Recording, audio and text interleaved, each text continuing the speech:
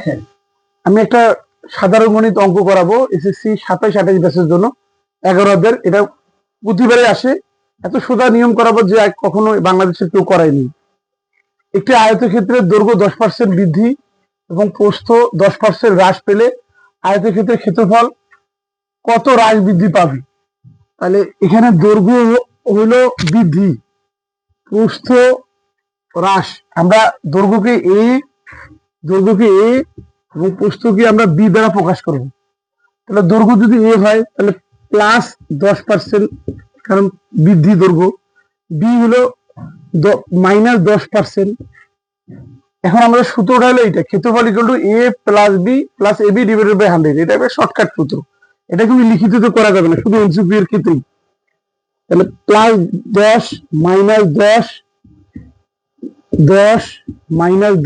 Divided by 100, 0 0 কাটা, এই 10 কাটা।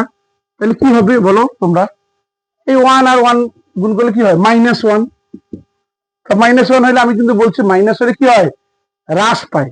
তাহলে এই মাইনাসটা উঠে যায়, 1% হ্রাস পাবে। এটাই হলো উত্তর।